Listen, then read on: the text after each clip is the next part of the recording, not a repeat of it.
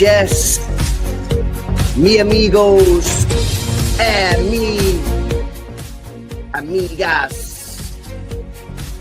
On the 22nd of September 2024, Rodri done his ACL. And on the 30th of April 2025, it has been revealed that Rodri is back in first team training.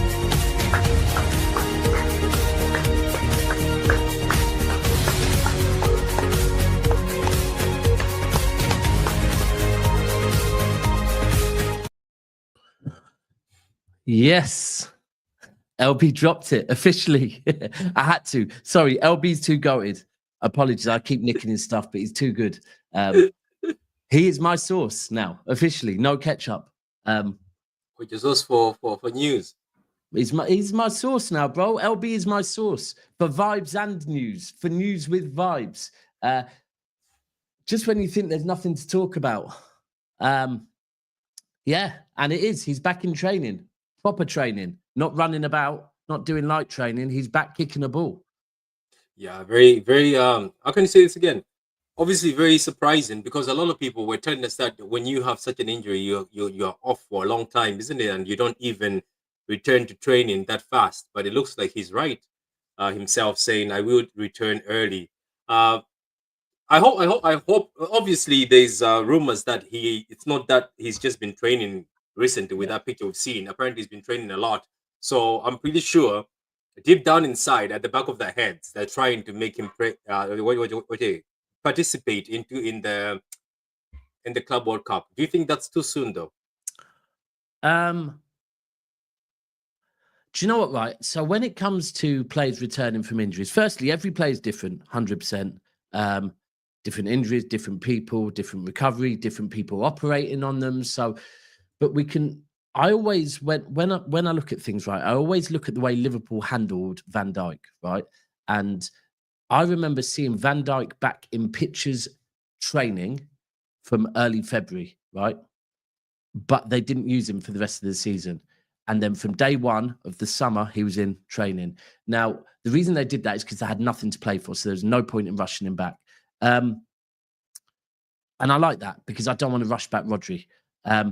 I personally think the Club World Cup will be fine. I think the Club World Cup, he will 1,000,000% be going.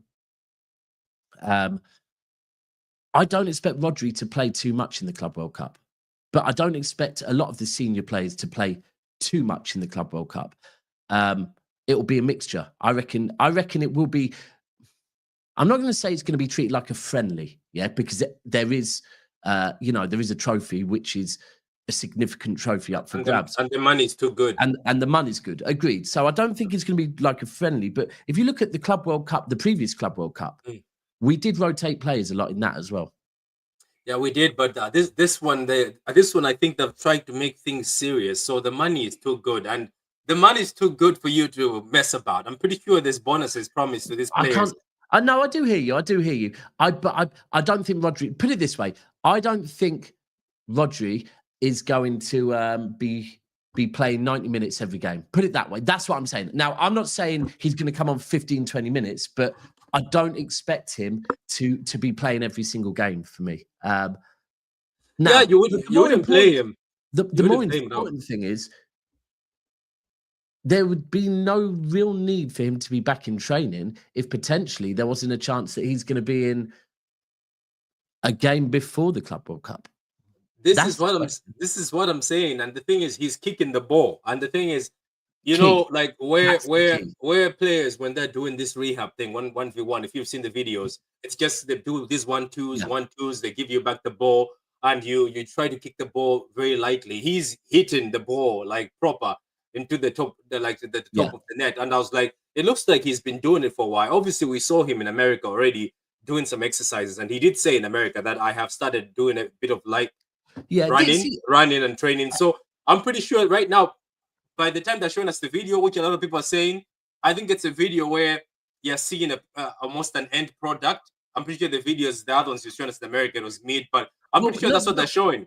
Not just America, but, you know, I've heard, it made me chuckle a little bit. I think it was on Friday or Saturday where people saying Haaland and Rodri are back in training, but Haaland and Rodri have both been back in training for well over a week, right? Haaland's been back in training for well over a week. Rodri's been back in training, I'm pretty certain, light training, since not long after he got back from the Super Bowl, but it wasn't kicking a ball. That is the difference. Kicking a ball and being at the campus and going for a jog or working with a physio are two completely different things. Now, fairy tale, for me, the fairy tale is that Rodri sees some minutes in that cup final.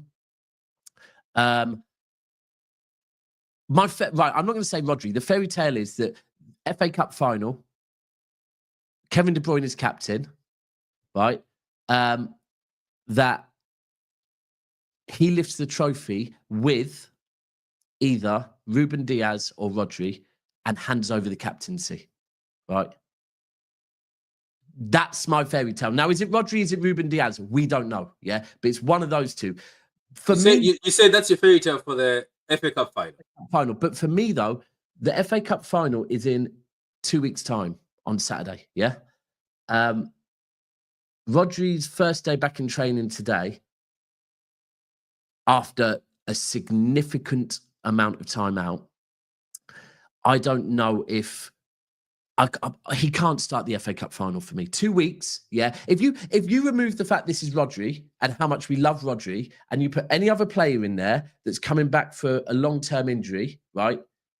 You don't see him to start a game for 2-3 weeks, do you?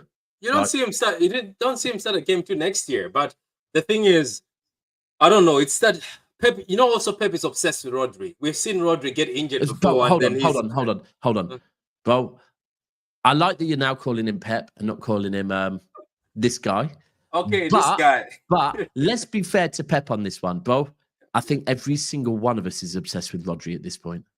Yeah, we are, but I think we've reached a point where we're like, you know what? The same thing as you say is like we can play games without him. We can. I think the Club World Cup can be a place where somebody like Nico Gonzalez maybe shines, gets the opportunity to show Spain that they can call him up. I don't really like. That's what I'm saying. It depends if the club is like, you know what, we didn't get much from the UCL because we didn't go far. We only got money from the FA Cup, which is not a lot of money. We haven't won the trophy. Maybe we need to win this World Cup. And then Pep says, you know what, for me, if we go to the higher part of the competition, maybe I start playing Rodri, so we lock up this trophy. Because as I said, for us people, obviously we're just fans. We just say, oh, don't do this, don't do that. For the club, they think business, you know. They're they can sit him down and ask him that, do you think you can be able to play? And he says yes. They'll be like, okay, let's go, let's put him in there. I think the other thing is there's been rumors that there's contractually things with FIFA about certain players potentially having to travel, and there might be, we don't know, there might be contractual things on players playing at like a certain number of senior players playing minutes. But ultimately, the good thing is Rodri is back in training now. I'll be completely honest with you. However much I will be taken over by romance, and if I'm at the game when he comes on, even if it is too early, I'm going to get carried away and celebrate the fact that Rodri's back. You definitely will. But if I'm being sensible, Daps, if I'm being Jordan, not Daps, right? Then I would probably say that now he's back in training, it's great. the longer we go without him starting, the happier I am. Yeah. Because I know for the long term, it's probably for the good of us, the good of Rodri, the good of Spain, and the good of the club. Yeah, because the other issue is this, right? As soon as you play him, what I have noticed with a lot of players, as soon as you play them, the national team says, okay, you've played him, Yep, he's ours facts, now. You know what I mean? big They won't facts. call him. And you know what's most disappointing? I think it happened before with City, where our players were injured. They got fit, but they were only called for international. I don't know, who was it? Was it De John Bruyne, Stones? bare times, I bro. can't do somebody. Every time, I think they were just, yeah, De Bruyne. bro, Yeah. every time De Bruyne fucking had an injury, yeah, before he played for City, Belgium have called him up and played him in both 90 minutes. John Stones, regular with John Stones. Even, do you know what? Even Grealish this season got a call up when he hadn't been played. Internationals, yeah. I tell you what, that's where I rate Fergie. Fergie used to just tell the England manager no. Yeah. Because we've had it done to us way too many times. Yeah, that's what I'm saying. That's the other thing that's scary. You find, City say, okay, we'll leave you, and then you find, he's part of the Spain squad. You know what I mean? And that's happened multiple times. Yeah. But you know what? Big up to Rodri, because he did say that he knows his own body. He'd say that in the day, I will know when I'll be back. But looking at him, he's moving very comfortable, because you can tell sometimes the player when they're kicking the ball or when they're playing, even in the videos, you can tell that that guy doesn't look very comfortable. He looks very comfortable. Hopefully, there's 0 point of throwing him into the FA Cup, and there's no point of throwing him into any of these Premier League games, because there's no reason at all. Do you know what, bro? Yeah, go ahead. What I would say is, firstly, you're spot on. This is a season that we learn romance is not something that we need to play about with. Yeah. You know what I mean? The Gundogan thing, we all got carried away with the romance. And although right now Gundogan's looking great now that he's playing a bit less, we need to learn from those lessons. However much we love to see Rodri back, we need to think what is good for us, the club, long term, and not get carried away with if we don't need him. Now, this is a thing. If all of a sudden Kovacic got injured, might we then need Rodri in these last 4 or 5 games? Nah, there's Gonzalez. There's Gonzalez. That's what I'm saying. There's options, before you get to Rodri, there's so many options. I get it that people be like, but Rodri is top. Even a half injured Rodri. I was like, but as you've said, it's a long-term thing. And this thing of, let's see Rodri in this team, and maybe let's put the league on what's the word? I forgot the word. Like, let's put them on high alert and say, look at Rodri is back and the team is back. There's no point of doing that this season. At the end of the day, let's just take the L we took this year. Obviously, if we win the FA Cup, it won't be much of an L, and just move forward. Do you know what? This comment is spot on, right? Club knows if Doctor gives green light, he will be playing. Simple as that. This is actually spot on, yeah? And by the way, what I mean by that is that doesn't mean we should expect him back soon, right? That means there is not a chance in living hell, yeah, that our physio, who I believe is probably Pep's physio as well, and that whole team. And do you know what? I would probably imagine that Khaldoon, Viana, Tiki, everyone will go to him when he gives the green light and say, are you 100%, right? Because they'd probably even get a second check on him. Once he is given the green light, I do agree with you. 100% once he's given the green light, it will be time for him to come back. I can't see him starting this season. I can see him getting minutes. I could see him maybe getting a run out just for him. Then throw him with the academy. Maybe we'll see a video of him with the academy. You know how we send people to the academy? We sent Gundogan there. We sent KDB there once, I remember, years ago. We sent Bob recently. Maybe we'll see him with the academy. But I don't know. I don't think it's worth the risk until you say there's a green light, or maybe they've sat down and spoken and say, okay, he's capable of kicking the ball 2 minutes. Of course, if there is a game and maybe we're winning and maybe it's a 2-1 and we just need a boost of morale and people see Rodri, I'm pretty sure the fans will go crazy, as you say. But as you've won that this romance thing.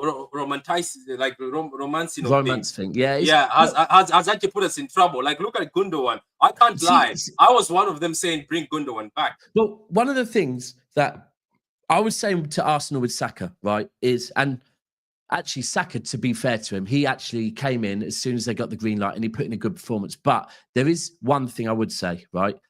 There's being fit. There's being fit to play, as in, yes, it's not a risk. He can play. Don't worry. We've watched him run. We've put him through intense training. He's good to play, right? What we mustn't expect is that the first time he plays is 100% match fit to impact games the way Rodri impacts games, right?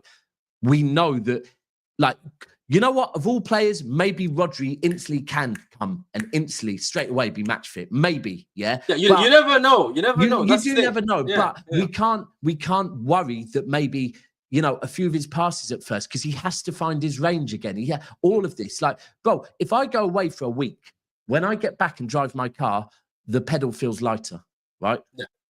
And that is just because you haven't done it for a week. So we can't expect him instantly to come back in and look like the same Rodri.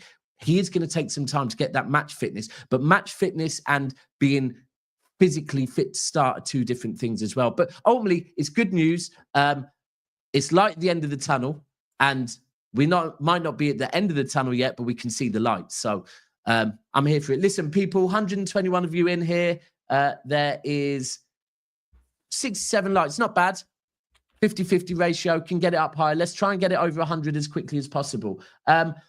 So let's move on. Patrick, I asked you earlier some things you want to talk about. We can go through them in your order. I like the list, but I feel like it might be a show where we don't disagree much, you know. I'm sensing. What are you saying? That well, like for me, obviously, where do you want to start off? Do you want to start off wherever you want to start off, bro?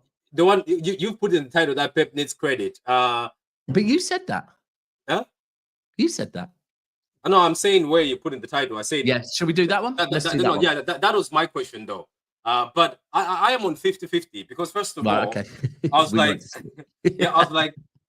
I would ask him if I was asking, like, just being genuine. If I was like being genuine, not just being somebody who wants to glaze him or somebody who doesn't say, "Oh, let me not go against Pep." I would have asked him that. Why did it take you this long? You know, because it looks like he hasn't fixed it with the new players.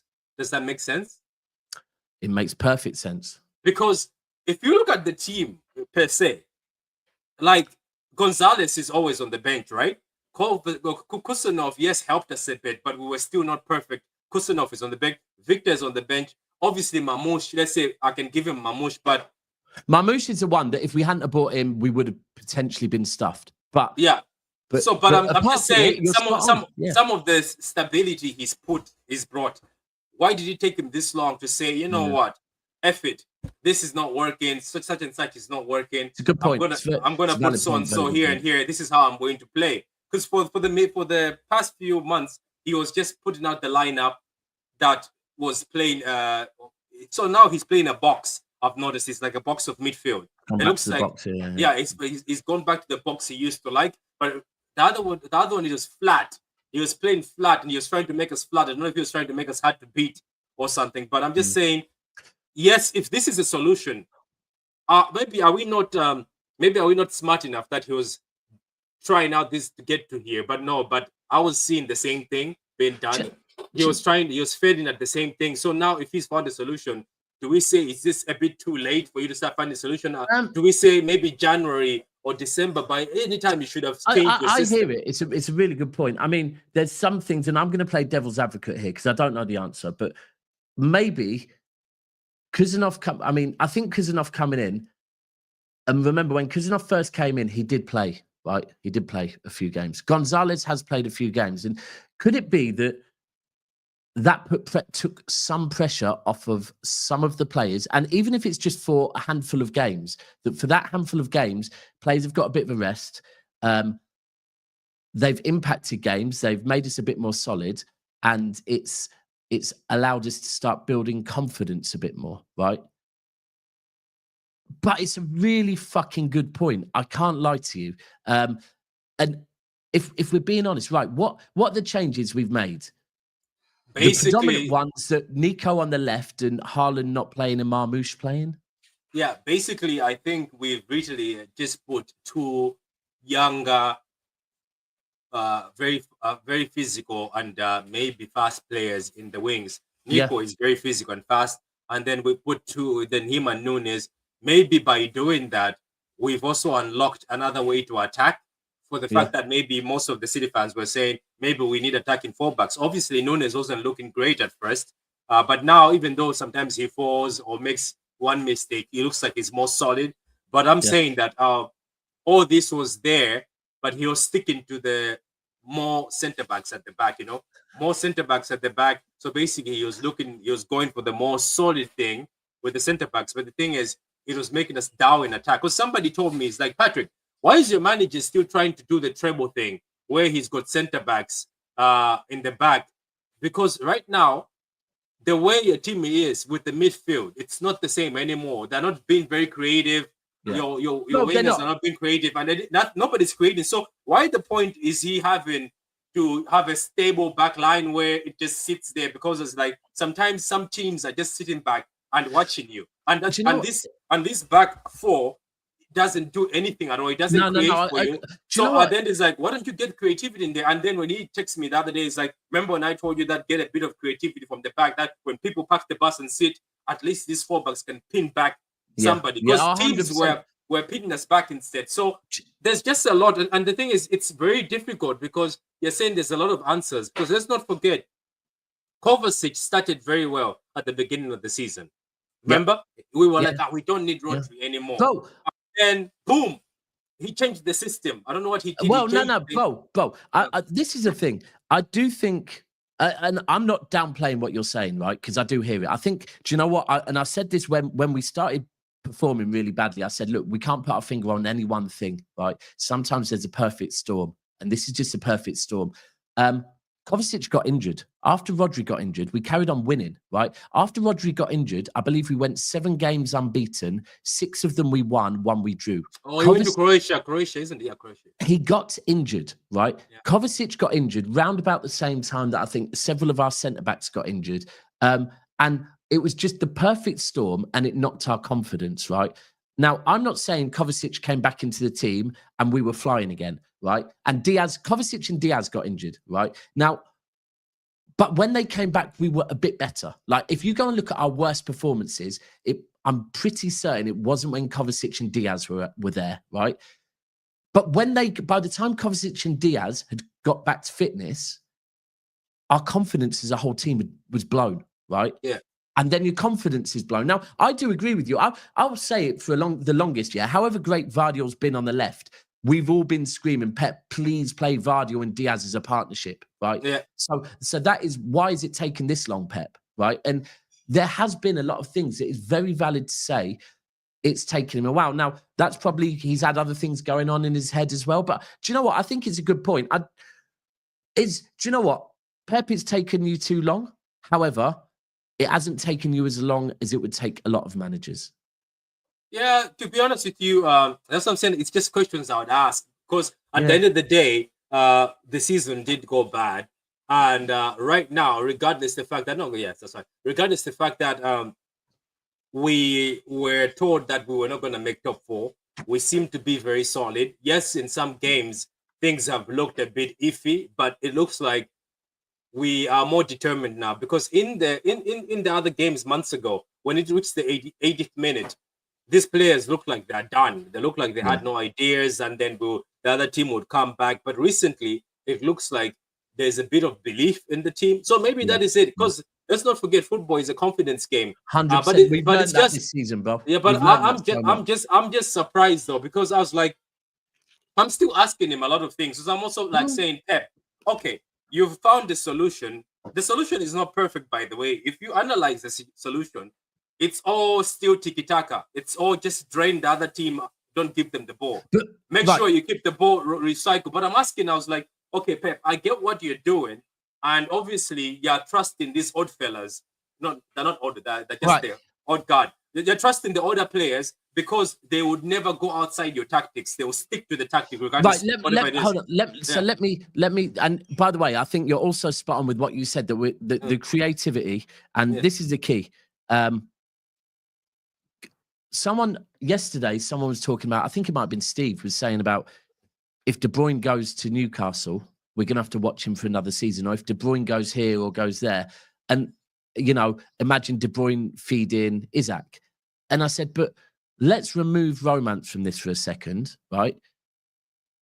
Has De Bruyne really been feeding anyone this season? Right? No, really, not really. He only showed up in that game. That's the game. This is a thing that, we can't do revisionary based on 1 or 2 games and throw it back. Our midfield this season, right? When it gets to the end of the season, and right now, in fact, I'm saluting the unks and saying, do you know what? You're showing your experience and you're getting the job done, right? Yeah. But they're not the creators in this team at the moment. The people creating in this, actually, one uncle is Kovacic. Kovacic right now is on job, right? Yeah.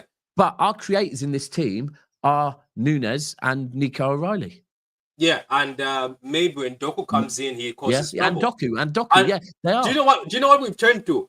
We've turned into, which is quite funny. We've actually turned into Nico O'Reilly miracle, Nunes miracle, or Doku saves us. So basically, if it all doesn't work, we have to put Kovacic. But we have to put Kovacic in there as well. Kovacic, and look, I personally think, and I kind of understand why. Look, Gundogan, De Bruyne, Bernardo Silva, they are 3 players that, for this club, have done more than Kovacic. 100%. Yeah, they have, right? They've earned the credit, got the credit in the bank. But I've been this, and I do understand maybe that's why some fans have turned on Kovacic way quicker than they have on Bernardo, De Bruyne, but I've been saying most of this season, Kovacic has been one of our best players, right? Yeah, but if you ask them, nobody has given me a footballing answer.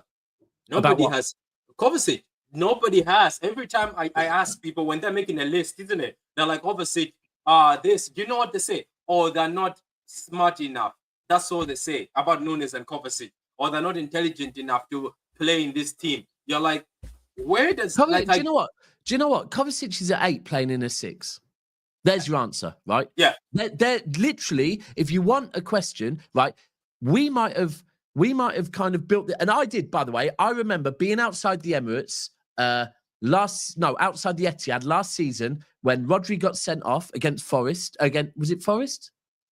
Where he choked Gibbs-White. Yeah. Right.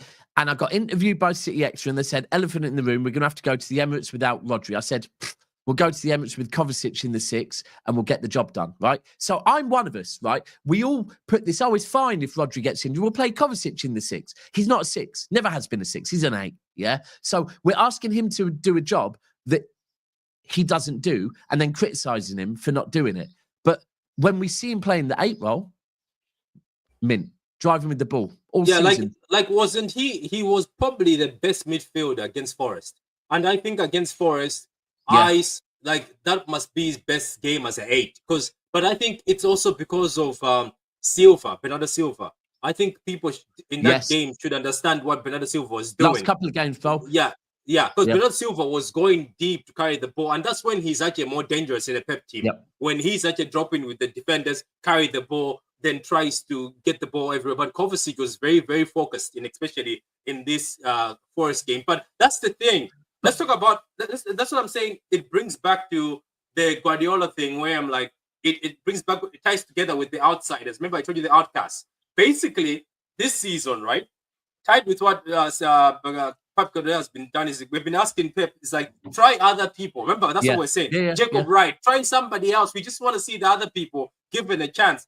If you see, it's the outsiders, Nunes, O'Reilly, Kovacic, like just Doku, who people say, oh, we don't want Doku, we'd rather exchange him for somebody. People keep saying that. 4 outsiders who people are dishing away have been the ones that this season have actually come with surprises for us. All I'm saying is, maybe when we see this, that it's outsiders who have that extra determination. Maybe that's why, you're right, the Romans has to leave us. Maybe the reason why Nunes, Doku, Kova, and O'Reilly have this desire is because they haven't won enough. They haven't won as many trophies as Silva, KDB, and Gundogan. Sometimes, when you're at school and you're always doing well, sometimes you be a bit cocky. Say, one term I can not do well. What are they going to do? They'll know that I have credit in the bank. So I've just noticed that majority of the people who haven't won, even right now, if we talk about the 2 center backs, Diaz sometimes looks like he's sleeping, which I never thought I would say. And then Well, I looks think- like Josko is saving him. Have you seen that? Well, Josko I seems can't to be. lie. I thought Ruben had a good game against Vardiol. Against Forest. I feel like Vardiol is waking Diaz up, right? I feel like Diaz got too complacent. I'm not gonna lie, bro. I'm loving this partnership, and I'm watching the pictures, right? And this sounds really cheesy and shit, yeah. But at first, when Vardiol and Diaz were partners, first started partnering up, I'm hunting for pictures of them together online. Yeah, can't find too many, right? And remember, Stones and Diaz high-fiving each other, cuddling each other, all of that, building a partnership. I'm watching this partnership evolve, right? Of Vardiol and Diaz, yeah. And I think it's for a centre-back partnership, you have to, bro. It's like you're going out to war together. You have to have each other's back and fucking love each other. You yeah? do. Like a bit like, to be fair, I'll say Diaz and Rodri have that. Diaz and Rodri, they will have each other's back. And I don't know. For me, I asked Alan this earlier. Vardiol, over the last 2 seasons, I'm going to throw in an extra word there. Extra 2 words. Hands down, our best defender over the last 2 seasons, Vardiol. Yeah, he's been great. He's been great. In both positions. Yeah, he's been fantastic. And that's the thing is, what Josko is doing is exactly what Diaz did for John Stones and did for other people. Maybe that's why sometimes you do need a fresh centre back, somebody who comes in and says, "Okay, I'll carry things up," because that other centre back has been here for a while. You find they may be too comfortable, isn't it? Then you need somebody else to come and wake things up. So, like, to be honest with you, I think Diaz needed it, because I think Diaz was at the point where it was always him who has to carry somebody, isn't it? It was always him who has to come back and wake up and get the clean sheets. And we are getting clean sheets, and that was rare this season. Yeah. Do you know what? I think also the comfort of Nunes and O'Reilly both being able to drive into the middle of the park with the ball has meant that Vardiol is actually not having to do that as much. Yeah. Right. And so, whereas before, Stones was having to do that a bit because we only usually had one of the two, because Kyle Walker was, for me, Kyle Walker, when he went forward a lot of the time, right, was just a diversion, right? Yeah, he was. Yeah, he was being used as a force. He's not someone that is going to play a mint pass or going to break a line too much, but he was a great diversion to pull defenders out of the way, right? He was. Yeah. Not always. Sometimes he was part of the, but whereas with Nunes and O'Reilly, both of them can carry the ball into the middle of the park, which means Vardiol and Diaz can go, all right, well, we can step back a bit and kind of go, done our job. We're going to concentrate for a minute. Yeah, you've noticed, like, that's why I'm saying, I think I said this in the other show. We did a show before, and people are talking bad things about Josko. I was like, but it's not his fault. He's been taught to go up as a fullback. I think we spoke about that when we were talking about Nike fullbacks. I was like, that's why people are like, oh, he's a fraud. He can't get back. I was like, it's very difficult for somebody who you were never a fullback and now you have to get back. It's not that easy. But especially look at him his now. Size. He's not a little lad. He's not. I know. He's a different physique to some fullbacks. Yeah. I know. Like, look at him now. He's big. Yeah. I know he is. Yeah. Look at him now. Like, he's the one saving us. Sometimes when there's counters, he's the one coming in and helping out Diaz. Like, look, man, that's what I'm saying. Yeah.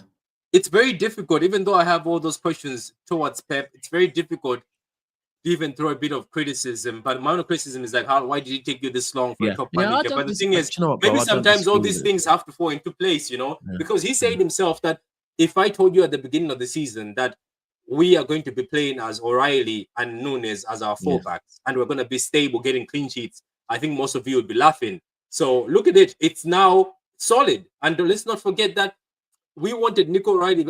Now, one thing I want to say on this show is, am I the only one, Daps, who sees that it doesn't matter if you throw Nico as a midfielder, it will work? Because I saw him against teams when he gets into that midfield, he's too bullish. Like, nobody gets the ball.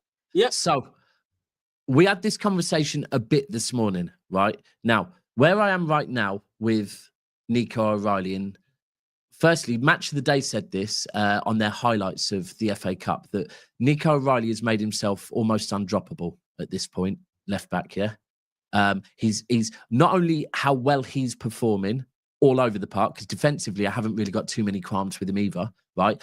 But he's allowed Vardiol and Diaz. And do you know what? He's actually allowed Diaz to play on the right side. Diaz is a right-footed centre-back that's been playing on the left since he's got to City. So he's allowed that centre-back partnership to blossom. He's every single game I see of him, he shows me a different ability that I didn't know he had, right? Now, remember in pre-season and start of the season, there was this talk that, O'Reilly could come in and do the 6 role, right? Now, O'Reilly in the 6 role, we will never see the proper O'Reilly, yeah? And when we've seen, because O'Reilly is fucking good going forward. Why? Because he's an attacking midfielder. Very good. If he was a 6, we won't see that O'Reilly, right? For me, if we put him in midfield at the moment, he could sink, right? He could. I'm not saying he will. He could. Do you think as a box-to-box? Because with his shape Right. and the way he moves around it. Let me cook here. Yeah, go ahead. And that's, bro, 100% an 8, a box-to-box. Bro, he is, I think he's 20. He's tall. He's slim. He will bulk in the next year or two. This kid is going to, he's going to bulk, right? He's already strong. Have you seen his legs? I was watching the match, and where the guy said, "Look at this lad, he's strong." Have you seen the shape of his legs compared to the other? Bro, the other, like, I was like, "Oh my god!" Even Jack Grealish's legs don't look like that. Kid has got these massive legs. You know when you've got someone that's already, probably because of their core, yeah, they're already strong, right? Because we saw it against Villa, the way he broke away from those 3 Villa grown-ass men, right? He's already strong. When he adds a little bit more bulk and experience, yeah, and he steps into the middle of the park, he will not sink, yeah? He will not sink. Now, it sounds mad, but I said it earlier on. Bro, that guy could be our next Yaya Toure. I'm not saying he's going to that's what I said. Somebody laughed. Bro, I think I said that this kid, I think I said it was on my show. I was like, this looks like a Yaya. Yeah. Bro, when he bulks out, yeah, and gets even stronger, because I'm telling you, bro, he's at times when I'm seeing him, he's unplayable. He's like, for me, I said this earlier on. McAtee stocks, Rico Lewis stocks, I'm selling and putting all of my stocks in O'Reilly at this point, yeah, because every game is impressing me in a different way.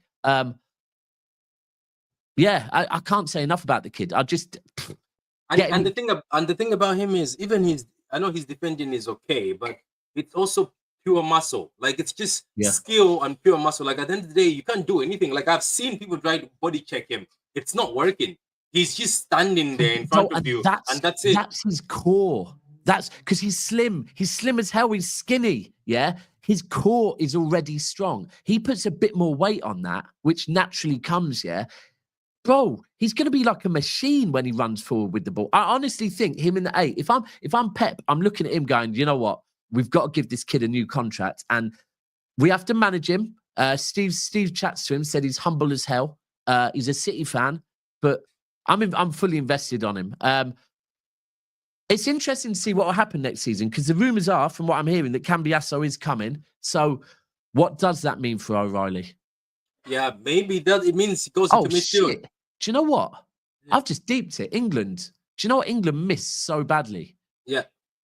Left-sided fucking player. You mean a winger? Bro, right now, based on his last, however long he's played, probably played about 10, 12 games, do you reckon? Maybe a bit more than that. Bro, he should be in the next England squad as a fucking left-back. Yeah, isn't it Malice Lewis Kelly, whatever his name is? Isn't that the one they're going to have? Yeah, true. Yeah, bro, I hear it. But I think, bro, the way he's playing, he probably does deserve a call-up at some point. He does. I think if we were keeping it 100, if we were keeping it honest, he does. But let's not forget, apparently, he used to play false 9, and he used to play attacking midfielder in academy. And I'm also thinking, I was like, imagine him as your attacking midfielder, attacking in the box. What are people going to do? He would usually just walk into that box. For me, I don't want him as our 10. I don't want him as our 10. As an 8. And this is maybe what Pep's thinking. Like, to be fair, Pep saw it and said, now with his physique, he's probably right for a 6. Now I've seen him going forward. He's way too good going forward to be a 6. Yeah. Right? He's an 8. He's a box to box. You never know with Pep though. Sometimes he puts people in defense just to teach them how to defend. Yeah, Maybe and he's doing then that. put him as an 8. Yeah, put them as an 8. Yeah, As and an I 8, think he's a you must perfect be 8. able to do both. Yeah, He's a perfect 8. His yeah, he physique is. is a perfect 8. He is. He is, but man, I'm There we impressed. go. Oh, get on the phone to Pep and tell him. Get on the phone and tell him. Don't forget, Pep Guardiola probably already has the plan for this. He has said that this kid is a midfielder. He has said it already. Let's not forget. Do you know what's funny? Yeah. Are you going to segue into a next topic you want to talk about? Oh no! I was about to say. Carry on then. Carry on. Don't forget that this team, we've been crying for 8s, and the 2 8s we have in the team that are physical and fast are both painful. Right. Bro, this man makes me laugh. This guy is funny. Bro, next season, imagine, we bring in Cambiasso, we bring in Kirkez, they go at fucking left and right back, and then Pep goes, Nunes, O'Reilly, you're my 8s now. Because let's think about it. We have been saying we're starving for 8s or starving for somebody to just be able to carry the ball and things. Guess what? Nunes and O'Reilly seem to be ball carriers, and both of them seem to be capable of being 8s. And they're both the ones that are fastest, strongest in the team. You can see Nunes is also very physical. He started using his physicality now. It's quite funny that these are the two. I think that's why it also shows you that. That's why I'm saying O'Reilly, the fact that he's very technical. So maybe Pep would be leaning towards O'Reilly than Nunes much better, because O'Reilly seems to very technically gifted. So maybe you'll be like, you are there. But I can, even in midfield of Nico and Nunes, I think you're still going to have a battle on your hands. Yeah. I think the other team will still have a physical battle on their hands because it'll be physical. Have you got a bit longer? I know you said 6. Can you go a little bit longer, or do you? I can go for 10 minutes past 8. Yeah. Okay, give me 1 second. I need to nip to the toilet. But if you can keep these people entertained, sing to them. Smash the likes, whatever you want. Yeah, they should smash the likes though. What are the likes on? Let me check on this video. Let me check the likes on the video.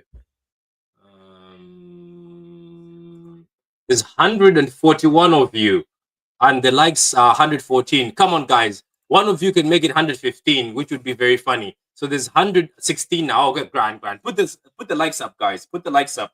As Daps goes to the likes are going up. Thank you very much. As Daps is going to use the toilet, put them likes up. Everything is fine. Everything is fine right now. Sorry, I can't put the comments up. Says Pat, how you going on now? No, everything is okay, man. Craig said apparently they told Cambiasso that he was going to play right back at the beginning until they sign a left back in 2026 January window from Girona, which we're interested. Oh, I didn't know that. So they said they told Cambiasso is going to play as a right back until they sign a left back in January 2026. Interesting, very interesting. Yeah, that's what I said a minute ago about Kirkez and Cambiasso, because I had seen that Cambiasso can play on both sides. Just quickly to address this, the reason why you never see me in a City shirt is superstition. So I do wear them on shows sometimes, to be fair, but also if my weight fluctuates, wearing a football shirt the way these lot are fitted nowadays, if you're a bit big, it don't look good. So I've lost a bit of weight. Even when you lose it looks like you're in a dress. But we ain't built like Jack Grealish and them lot. Bro, I'm not English, but I'm not built like him. You should see my cars. Do you know what's painful? It's like every time you let's say you want to buy a jersey, right? And you're like, okay, I'm gonna buy this one. And it comes out. I think the one I got stung by is that purple one. You know, the purple one with the orange stripe here. Yeah. It was Riyad Mahrez and Sané. So Mahrez and Sané were showing it. It looked great on Mahrez and Sané, even though Mahrez doesn't have the body for it. But it looked great on Sané and them. I got it. I was like, bro. Yeah, for a minute we think we're footballers, and then we realize especially the one you're wearing. I think the one because of the neck bro. When I wear it, oh my god, that it just looks like I'm wearing one of those. You know, the priest, when the priest wears that white gown of his. Yeah, bro. Like the mad thing is, when I was young, and anyone that was born in the 80s know this, or before that. Football shirts when you're a kid, and by the way, when you're a kid, like my physique when I was a kid was sick. I was playing football all day. If I wasn't playing football, I was wrestling or playing tennis or something, right? You just run around all day as a kid, you're right? Active, isn't it? So you're slim as hell. But back in the 80s and 90s, it was fashionable to wear your football shirts really, really baggy. like so much, you tuck them in and still bag them out and they're baggy on you, yeah? Then I've become a man. The fashion is to have them tight. And I'm like, yeah, you don't want to see this. But anyway, people, 137 people in here. The likes are on 131. Not bad at all. They're good. Salute up, to you lot. Salute. Right. So I promise everyone that's watching this, right? Because I said earlier on it was going to be my last chat on it. But you want to talk on it, so I'm going to talk on it. I'll be honest with you. At first, I was defending it, right? Because I understood why it's been done. But thank you to everyone in the chat, all the comments, even the ones that at first maybe I disagreed with. You've made me see the light. And my brain's been fucking working overdrive on a certain signing, right? And it's made me just think it makes zero fucking sense whatsoever. I'm not for it. I'm not here for it. If we sign him, I'll back him, but I'm not here for it, right? And you even just said something right then, right? Morgan Gibbs-White, right? And I don't know if you've watched recently, bro, but I personally think the English quota thing's relevant on him, yeah? And so that's made me think, okay, if it is to do with the English quota, and we need to hit an English quota, Morgan Gibbs-White in the 8 or Morgan Gibbs-White in the 10, right? Morgan Gibbs-White is going to cost us a minimum of 80 million, yeah? Jack Grealish, McAtee are both English, right? Can both do the 8 or the 10 role. And if we sell them, the maximum we would get for either of them is 40 million max, yeah? So why are we paying an extra 40 fucking million for Morgan Gibbs-White when we've got those two already? You've just actually then come in with the mixer and thrown fucking, yeah, we've got Nico O'Reilly. And look, I understand Nico O'Reilly has not played the number of games that Morgan Gibbs-White has, but when we know we're going to have to spend a lot in the summer, I'm not here for it, man. What about you? Yeah, what's your take? Yeah, it's not looking like, I think for Gibbs-White, if he was 40 million, I think 40 million, yeah. he comes in for 40. Squad player, right? Yeah, squad player, 40 million, it's fine. You understand what he can bring. Because I was watching that Nottingham Forest game, I was like, look, if he was in my team, I get exactly what Gibbs-White would be doing, and I know what sort of trouble he would cause if you put him somewhere else. He would obviously be like a facilitator, like somebody who just makes the other guys shine, makes the, like, how Joe Linton is. He just runs around for you. He can see a pass once in a while, but he's just pace and power and makes the other guys shine. But I was like, okay, if you put 80 million on this player, what for though? Because I was like, some of the guys in the team look like they're more technically gifted. Look at the fact that I think we've all been saying, what's the use of Rico Lewis? And I've been saying why don't we just play him as a winger or as a 10 if you want? And then Patrick, me and you have spoke about the Champions League games when we'd qualified and he was playing in a more advanced role. Yeah, because I was like, you don't give him defending. I was like, don't give him defending because he's not like Nico. Yeah, he's not. But like what I noticed is he's very good in small pockets, and he looks like he's actually better in small pockets than Gibbs-White. So I was like, why would we buy Gibbs-White? So the question keeps being asked, like, why Gibbs-White? Because you also have to think about this, right? Nico Gonzalez plays as an 8 or attacking midfielder or as a sit-in, but he doesn't like the sit-in. The sit-in is just for City. But if you look at his profile and seeing what he's played, he actually has played as an attacking midfielder or a box-to-box. You know what I mean? So, who's that? Nico Gonzalez. So I was like, if I was to pick between Gibbs-White and Gonzalez, why don't I put Gonzalez as the 8 then?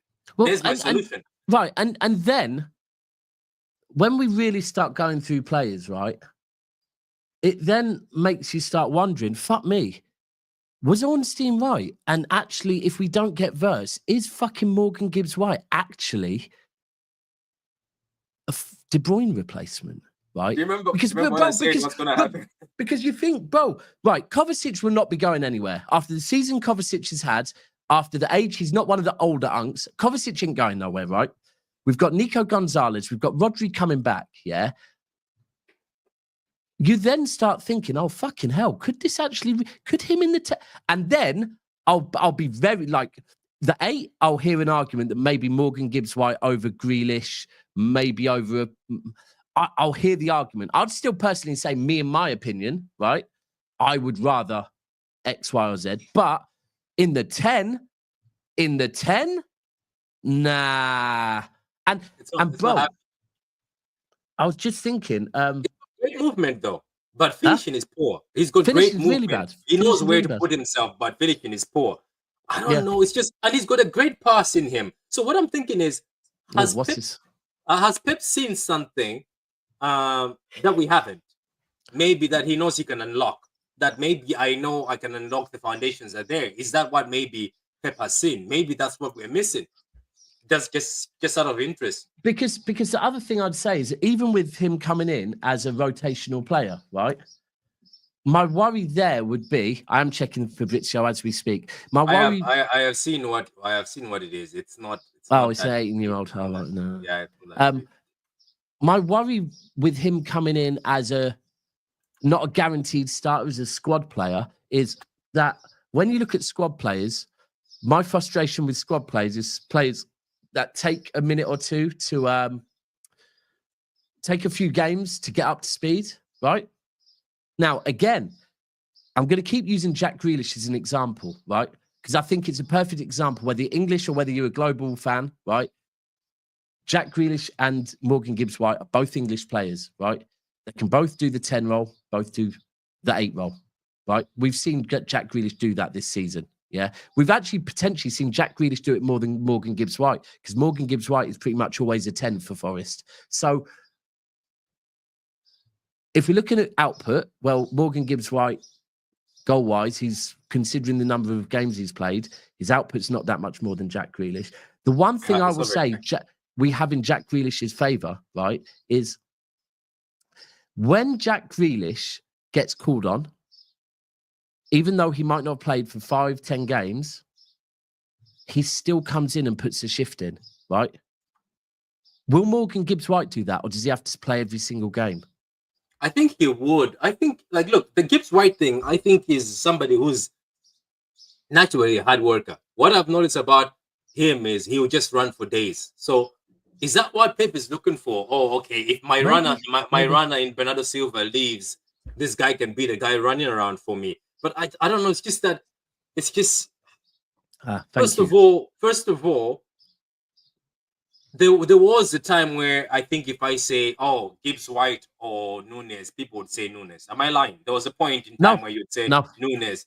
But also looking at how Nunes used to play, Nunes was also a runner, somebody who can work hard. But at Wolves, he was that creative. He used to be creative at Wolves, by the way. You see some of the passes were like KDB. Like, 100%. So I haven't seen Gibbs-White. I have seen hoof it. I have seen the counter hoof it over the top. I haven't seen the passes like Nunes. So if Nunes is not good enough to play in your midfield, Pep, why is Gibbs-White important? Are you trying to do hoof ball? Are you trying to say, oh, there'll be moments where there's a counter, I need somebody who can hoof it? Oh, I got do you know what? And do you know why that worries me? Because when we signed Calvin Phillips, I was so against it, yeah, because I was saying, hold on, this guy's coming for a payday. You're not telling me Calvin Phillips really thinks he's about to dethrone fucking Rodri, yeah? No, he wasn't. He's coming for a payday. Now, what I got convinced is that, think about it, because we signed him when we signed Haaland. The runs that Haaland makes, Calvin Phillips can ping balls over the top to Haaland, right? We've never seen that. So if that's anything to do with it, I don't want to hear that as well. Look, I like I said, Morgan Gibbs-White is a good footballer. I'm not saying Morgan Gibbs-White is trash at all, right? I'm just saying it doesn't make sense to me. It doesn't. The only two things that make sense to me is English quota and maybe there is an argument that he's got legs and he can be Pep's runner, right? But the issue is, even when I say 80 million, I'm hoping that 80 million, right? Because if Nottingham Forest get Champions League football, I think they'll want more than 80 million. They will. And what says... And then it's a what? And you know what? Let's not look at this from City side. Obviously, from the City side, we'll say, oh, it's Gibbs-White. To them, they'll be like, this is our captain and this is one of our best players. You know what I mean? To them, they'll be saying, you're taking our... Like, okay, for us, we'll be saying, this is not a worth it number 10. To Forest, they'll be saying, you're taking our number 10, our creative, our outlet. So they will charge a lot. They will. And they know the English tax. They know the English tax. And I don't think you're...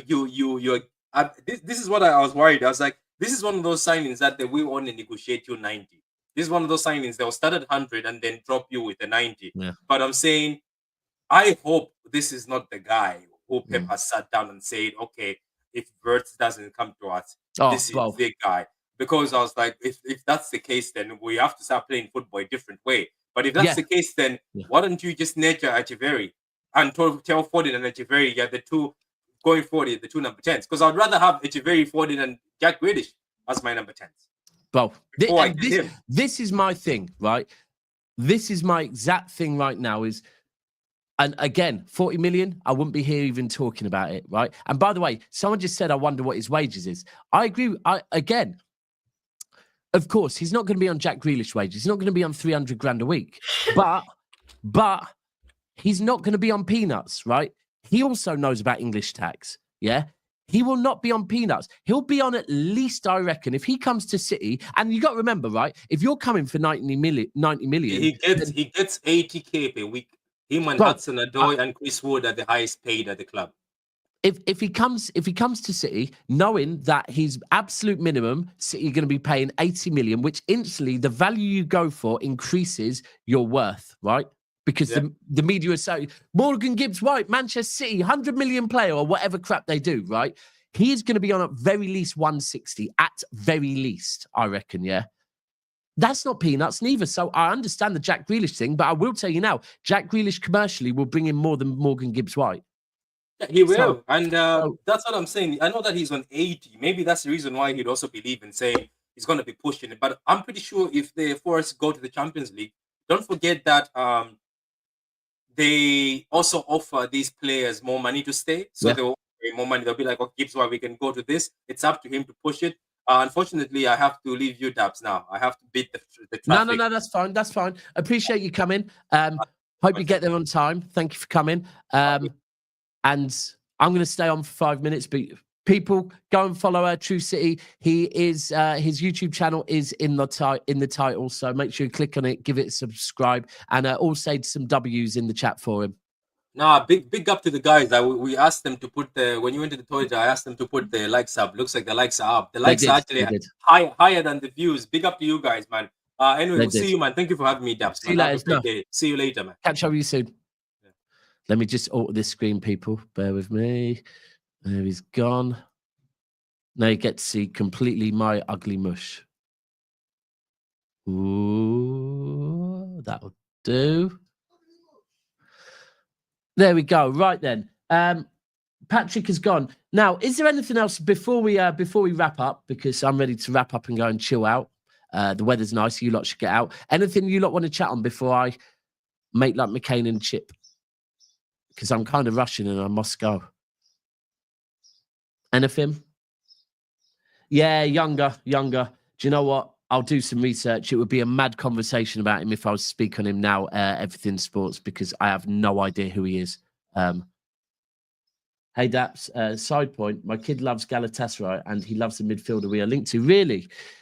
Do you know what? So tomorrow we've got Shake On at it's 5 or 6 p.m. tomorrow night.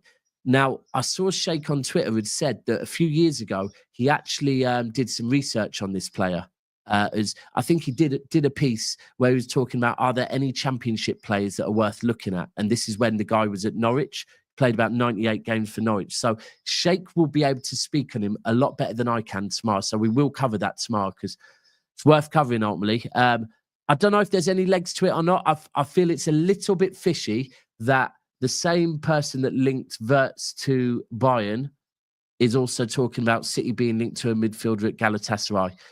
Kind of, to me, looks like maybe an agent's asking him to do certain things. But yes, Bucky saying big up from America. Right, on that note, I think I need to let you lot all go because it's nice outside and I want to go and chill outside. You lot should go and chill outside. We will be back tomorrow morning at 10 p.m. as usual. So if you're watching this on playback, please smash a like, drop a comment. If you're watching this live, please smash a like. When the show ends, drop a comment. And until tomorrow, once I find the which one shall I play? I'm going to play the Breaking News one last time. Well, I will see you all tomorrow, people. Yes. Mi amigos. Amigas. On the 22nd of September 2024, Rodri done his ACL. And on the 30th of April 2025, it has been revealed that Rodri is back in first team training.